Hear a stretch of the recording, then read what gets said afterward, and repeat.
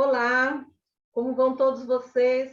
Estamos aqui com mais uma especialista em dislexia, nessa semana da dislexia, juntamente com o pessoal do GoEd, para comemorar, para alertar toda a nossa população, os pais, os professores, os profissionais da área da saúde, a respeito da dislexia. Então, em comemoração, chamamos vários profissionais, todos especializados nesse assunto, para conversar um pouquinho com a gente. Eu vou deixar a doutora Cíntia bastante à vontade, porque ela sabe muito, e eu vou mais aprender do que ficar fazendo perguntas ou intervenções, tá? Então, Cíntia, eu gostaria que você se apresentasse melhor, falasse um pouquinho do seu currículo, e aí já engatar alguma coisa assim, né? Porque você saiu de São Paulo para assumir uma cadeira no Rio Grande do Norte, eu queria saber desse desafio. Fique à vontade. Olá, pessoal. Primeiro, é uma honra estar falando aqui para a Associação Brasileira de Dislexia, no qual eu tenho parceria há anos, né, de contato, de muitas trocas, né, de experiências. Então, eu sou Cíntia Salgado Azzoni, eu sou fonoaudióloga, me formei no estado de São Paulo, né, fiz graduação na USP, meu mestrado, doutorado, pós-doutorado na Unicamp, no interior de São Paulo. E aí, em 2014, eu passei num concurso público na Universidade Federal do Rio Grande do Norte, né, para o curso de fonoaudiologia, e desde então, né, eu migrei a minha vida pessoal e profissional acadêmica para o Rio Grande do Norte. Então, hoje eu moro em Natal, e temos aí muitos desafios, a gente vai falar um pouco sobre isso aqui hoje, né, Inês? Estou muito feliz de estar aqui com você nesse bate-papo e poder contribuir, né, para o nosso Brasil, que é tão extenso, que tem tanta pesquisa, tanta coisa para fazer, e especialmente em relação à dislexia, nós temos ainda um caminho árduo pela frente, né, em prol dessas pessoas, crianças, adolescentes e adultos. Então, em 2015, eu abri um laboratório de pesquisa lá no Rio Grande do Norte, na Universidade Federal, e ele é denominado LEIA, né, que é um laboratório de linguagem escrita, interdisciplinaridade e aprendizagem, no qual nós atendemos tanto atendimento à comunidade quanto pesquisa crianças com suspeitas de transtornos de aprendizagem e especificamente a dislexia. Legal. E como foi, né, esse meu início lá? Quando eu cheguei lá, eu tive muita sorte, porque eu logo que cheguei, eu já tive o conhecimento que tinha uma professora da psicologia, professora doutora Isabel Azim, que é neuropsicóloga, e que tem um trabalho magnífico no LAPEN, que é um laboratório de extensão e pesquisa em neuropsicologia da universidade. Então, a gente se conheceu, né? Hoje nós somos parceiras de pesquisa desde aquele momento, em que a gente tem tanto o LAPEN quanto o LEIA, né? O LEIA eu coordeno e o LAPEN eu sou vice-coordenadora com ela. E a gente tem o desafio de fazer a avaliação neuropsicológica e fonoaudiológica de crianças com suspeita de dislexia.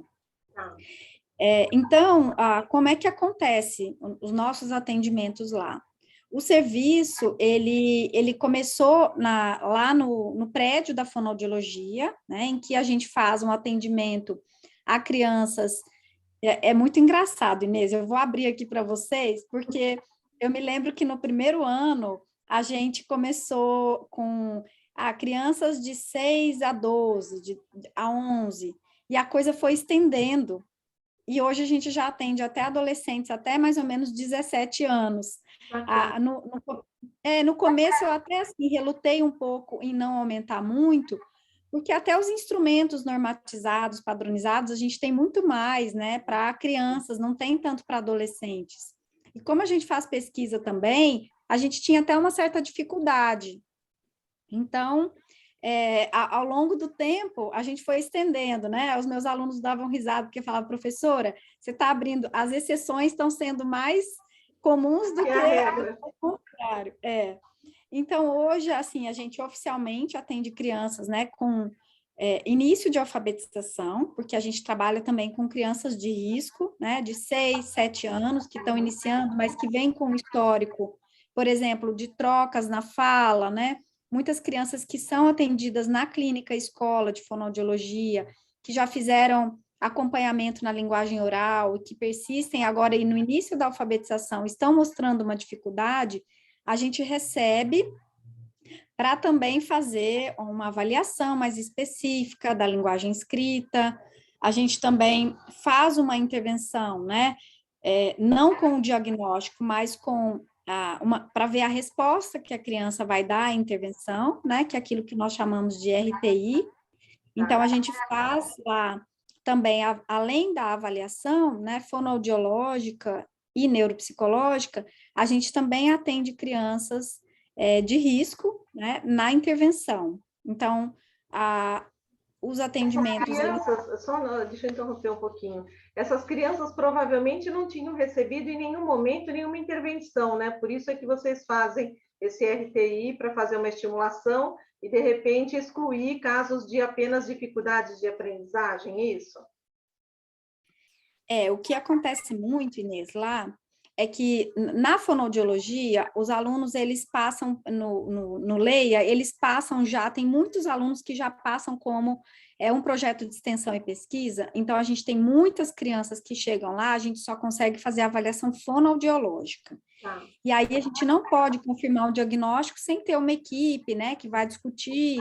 Aí o que a gente faz? Como é uma demanda maior para fono nesse sentido, a gente leva essas crianças que a gente suspeita para a intervenção, que é essa resposta, né, independente até da idade, porque esse é um desafio que a gente tem lá. Por exemplo, crianças de escolas públicas, né, que chegam muitas vezes com 10, 11 anos, que não é muito diferente do resto do Brasil, né, isso é uma realidade. Eu vivia essa realidade em Campinas também, eu acho que vocês vivem em São Paulo, que muitas nunca tiveram intervenção, chegam com 10 ou 11 anos para um diagnóstico, e às vezes a gente também não sabe se são falhas educacionais, muitas vezes, né, de escolas, tem muita variável.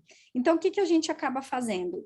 Essas crianças que chegam com essas queixas, que a gente avalia e que têm alguns prejuízos, elas vão para a intervenção, e aí, no mínimo 6 meses de intervenção, a gente reavalia.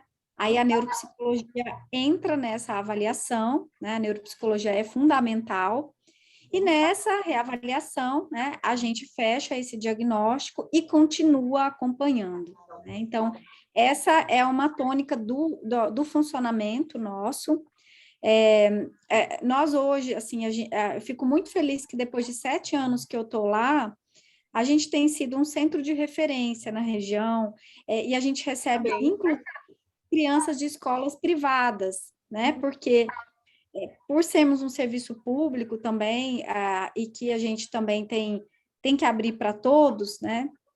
Muitas vezes a gente recebe crianças, né, com nível socioeconômico melhor e que querem o diagnóstico do laboratório, né, da equipe do LAPEN e do Leia.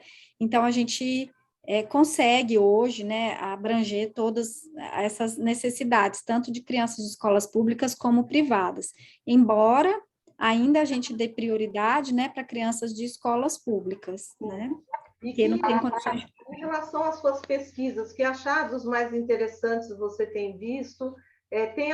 Você percebeu alguma diferença em relação ao público daqui e do Rio Grande do Norte, se as dificuldades são bem parecidas, se há alguma discrepância, e quais os achados principais que você tem visto nas suas pesquisas? É boa pergunta, Inês. Eu acho que isso desmistifica um pouco o diagnóstico da dislexia, das pessoas acharem que não existe dislexia, né?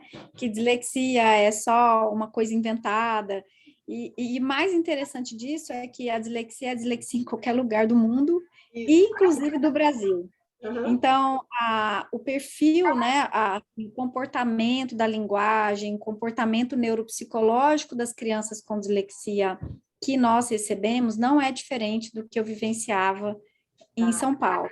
Então, principalmente o déficit fonológico, aquela característica, né, de que, inclusive, o que nós encontramos muito lá, que a gente tem visto muito, talvez porque essas crianças demoram muito para receber algum tipo de atendimento fonoaudiológico, muitas vêm com déficits na fala, principalmente, né, aquelas alterações surdo-sonora na oralidade, que a gente recebe muito crianças com 10, 11 anos que ainda persistem nessas dificuldades, né, porque não tiveram um tratamento prévio. Então, isso é comum, mas as características, né, da leitura lentificada, no reconhecimento da palavra, especialmente nas questões fonológicas, né, as falhas de consciência fonológica, e depois, mesmo quando a gente faz o acompanhamento, a persistência, né, na velocidade, na fluência da leitura e na compreensão. Então, isso é super interessante, porque é universal, né?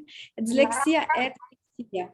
Agora, claro que a gente vai ver algumas diferenças culturais, né, que estão inerentes muito mais às questões de ambiente. E isso, né, o que a gente tem percebido é que, por exemplo, há uma fragilidade maior da realidade educacional dessas crianças. Então, infelizmente, o Rio Grande do Norte é o terceiro pior estado em leitura. Então, nós temos um IDEB, né, o Índice de Desenvolvimento da Educação Básica, muito baixo, e isso, Inês, nos confunde muito o diagnóstico. Por quê?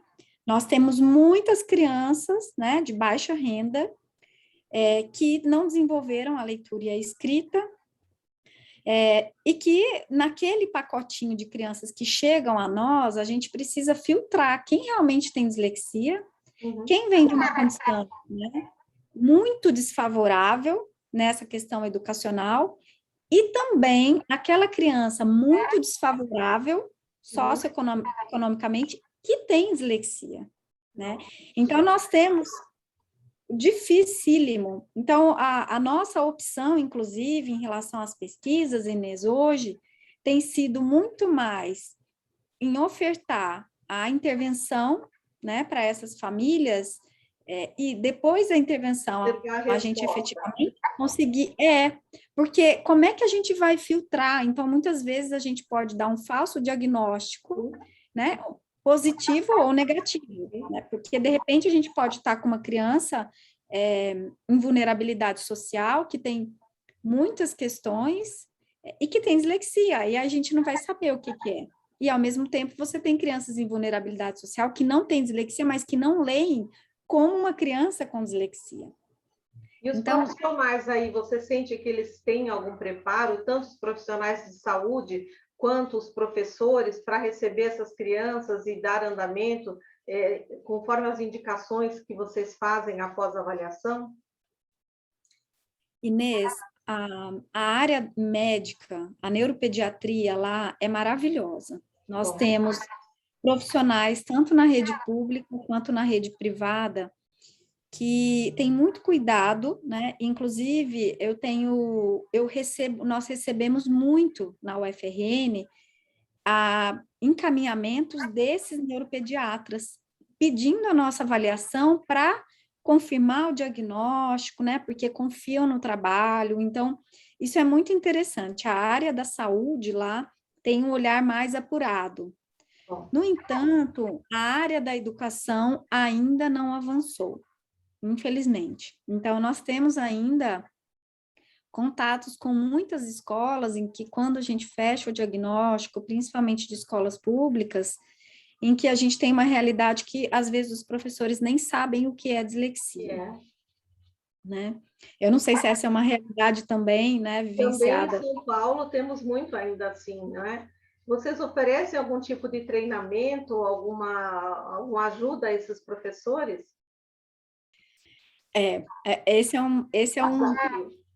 uma pergunta bem difícil, porque não temos braços, por enquanto, assim, nem pernas, porque a equipe ainda é pequena, né? Por mais que a gente tenha já uma estrutura, a gente tem local, né, de atendimento, as escolas ainda são desafios, né? Então, o que nós fizemos já de pesquisa, nós fizemos uma pesquisa que foi entre 2017 até 2020, no início da pandemia, em que nós fizemos intervenções em 3 escolas com baixo IDEB, lá de Natal, em 3 regiões diferentes da cidade. E nessa intervenção, né, era um programa de RTI na escola, em sala de aula, os professores em que as crianças fizeram as intervenções, eles fizeram uma formação continuada conosco.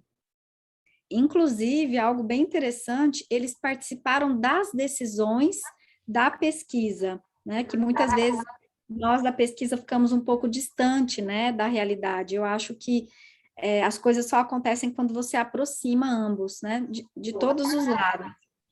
Então, o que a gente fez, né, a decisão de como a intervenção ia acontecer, de quais as estratégias, as atividades, elas foram conjuntas entre os pesquisadores e os professores. Hoje eu vejo que esses professores, depois de 4 anos juntos conosco, eles são muito diferenciados, né? Eu vou dar um exemplo aqui. Uma delas, 1 ano depois que ela fez a intervenção na sala de aula, ela virou coordenadora da escola. Olha, que bacana. Coordenadora pedagógica. E todo o material que a gente tinha comprado para pesquisa, ela implantou para as crianças de alfabetização. Então, foi bem interessante, porque ela viu a coisa acontecer, né? E aquela criança... Isso, né? Ela viu a resposta. Então, a gente tem feito, em relação às escolas, algo bem pontual nesse sentido, né? Inclusive, a gente está com alguns dados aí que a gente está analisando ainda do checklist que esses professores foram fazendo ao longo da intervenção, né? Do que eles acharam que funciona ou que não funciona, mas a gente ainda não terminou de analisar. Mas o que eu posso dizer é que né, pela nossa relação, nosso contato com eles foi muito, muito positivo. E outra coisa é que você acaba tendo, né, alunos de pós-graduação. Agora eu estou com uma aluna que é pedagoga, né, e muito legal falar isso, né, até para incentivar quem está assistindo. Ela é pedagoga, funcionária pública, né, do estado do Rio Grande do Norte, e ela entrou no mestrado em fonoaudiologia porque ela queria aprimorar o conhecimento dela nessa área dos transtornos de aprendizagem. Bacana. Então, eu acho que isso, para se tiver algum professor aqui assistindo, que sirva como um estímulo, né, para que alavanque não só, assim, abra os horizontes em relação ao conhecimento da educação, mas o que as neurociências, né, o que essas crianças que estão em sala de aula com dislexia precisam muito do conhecimento do professor, né? Então, acho que se a gente não trabalhar junto, nós da área clínica, no diagnóstico, na intervenção clínica, junto com a escola, a gente vai ter poucos resultados. Então, não adianta a gente querer dizer que vai abraçar o mundo e não vamos, né, Inês? Sim. Então, eu queria que você fizesse, por favor, uma orientação para professores e pais e profissionais da saúde e educação sobre a importância, não é, de trabalharmos em equipe, a importância de fazermos pesquisa e sempre nos nortearmos pela ciência nessa questão dos transtornos de aprendizagem e como nós estamos na semana, em especial, a questão da dislexia. E aí a gente pode fazer um encerramento para ficar uma coisa bem leve e legal, como está sendo até agora mesmo. Obrigada. Legal, Inês. Eu agradeço muito e eu acho que esse momento é riquíssimo, né? Essa iniciativa da ABD nessa semana da dislexia, porque o professor, a família, são a base para identificar. Então, os primeiros sinais, né, dessas crianças que não avançam na leitura, têm dificuldade em reconhecer letras, né, que os pais possam, minimamente, eu sempre digo para os pais e para os professores, é melhor pecar por excesso e encaminhar e avaliar, e a gente, em equipe, dizer que não é nada, que é um atraso que a criança vai superar com uma ajuda pedagógica pertinente, do que não encaminhar e essa criança sofrer e acabar chegando até nós novamente com 12 anos, que é o que acontece ainda hoje. Então, o professor tem que entender que ele não pode esperar cair a ficha, não pode esperar dar um insight, porque muitas vezes isso não vai acontecer.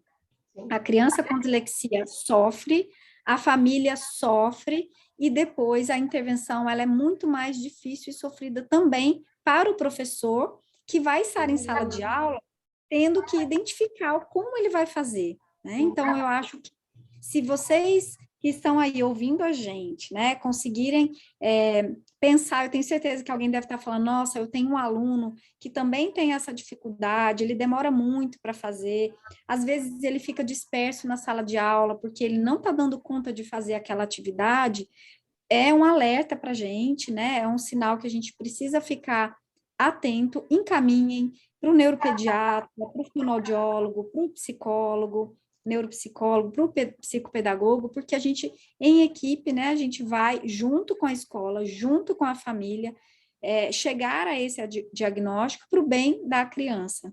Né? Eu acho que esse é o recado mais importante, né, Inês? E a gente está na batalha há tantos anos, e eu acho que, independente, eu fico muito feliz de vocês terem lembrado de mim lá no Rio Grande do Norte. Nossa, nós lembramos sempre, Cíntia. Porque eu acho que o país precisa abraçar essa causa, né? A gente está correndo aí o projeto de lei, precisamos avançar e não mais recuar e não retroceder em relação ao conhecimento da dislexia. E todos vocês são responsáveis por isso, nós somos responsáveis por isso, né?